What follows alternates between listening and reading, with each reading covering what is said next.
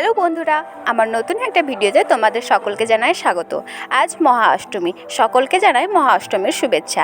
তোমরা তো আমার আগের ভিডিওতেই দেখেছো যে আমি কাছড়াপাড়ায় এসেছি শ্রী শ্রী গিরিধারীর আশ্রমে। আর আজ হচ্ছে কুমারী মায়ের পুজো। শ্রী শ্রী গুরুদেবের মন্দিরটা কত সুন্দর করে সাজানো হয়েছে। আর নিচে যেই আসনটা দেখছো এখানটাই হবে কুমারী মায়ের পুজো। কুমারী মায়ের পুজো হয় বড়নাট মন্দিরে, তাই লোকজন এখন থেকেই বসে আছে যাতে পরে ভিড় হয়ে গেলে আসতে অসুবিধা না হয়। আর এখানটায় দেখো ফল কাটা হচ্ছে প্রসাদের জন্য। সমস্ত কাজের আলাদা আলাদা ভাগ থাকে আর সেটা সকলের মধ্যে ভাগ করে দেওয়া হয়। আর আমরা পেয়েছিলাম ভলেন্টিয়ারের কাজ, কুমারী পূজার লাইন ঠিক করা।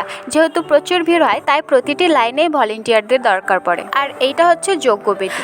আজ মহাষ্টমী থেকে এখানটায় যজ্ঞবেদীর আগুন জ্বলবে নবমী পর্যন্ত, আর সেই যজ্ঞ ফোঁটাই দেওয়া হবে দশমীর দিন। তারপরে আমরা চলে যাই ছোট নাট মন্দিরে। আর এখানটায় এখনও গেট খোলা হয়নি, তাই ঠাকুরের দর্শনও করাতে পারলাম না। আর এখানেও অনেক ভিড় হয়েছে। আর এই যে দেখো ছোট নাট মন্দিরটা। আর এইখানটায় শ্রী শ্রী মহারাজজির ছবি দেওয়া আছে আর লেখা আছে সত্য সেবার নীতি ধর্মের বাণী। আমরা যেহেতু 8:30টার মধ্যেই চলে এসেছিলাম, তো এসে আমরা প্রথমে নিয়েছিলাম ব্যাচ। আর ব্যাচ নিয়ে আমরা চারিদিকটা ঘুরে দেখছিলাম। আর যে দেখছো এই জায়গাটা, এখানটায় আমি ভলেন্টিয়ারের কাজ করব। তারপর বেশ অনেকক্ষণ দাঁড়িয়ে দাঁড়িয়ে ঘুরে ঘুরে আমরা যখন হাঁপিয়ে উঠেছিলাম তখন আমরা এখানটায় বসে নিচ্ছিলাম রেস্ট। আর যত বেলা বাড়ছে তত যেন গরমও বাড়ছে। ছোট থেকে আমরা আশ্রমে আসি আর এখানটায় এসে একটা আলাদাই শান্তি পাওয়া যায়। আর এখানে এসে ঠাকুরের কোনো কাজ করলে নিজেকে অনেক সৌভাগ্য বলে মনে হয়। তারপরে আমাদের সকালের টিফিন দিয়ে দিয়েছিল চিড়ে মাখা। এখানটায় কুমারী মাকে নিয়ে যাওয়া হচ্ছে। আর চারপাশে এত ভিড় যে আমি চেষ্টা করেও কুমারী মায়ের মুখটা দেখতে পাইনি। তারপরে বেশ অনেকক্ষণ দাঁড়িয়ে দাঁড়িয়ে ভিড় সামলানোর পর যখন হাঁপিয়ে উঠেছিলাম তখন আমি এখানটা একটু রেস্ট নিচ্ছিলাম। আর তারপরে আমরা লাইন ধরে গিয়েছিলাম কুমারী মায়ের দর্শন করতে। আর এইখানটায় দেখো মায়ের পুজো হচ্ছে।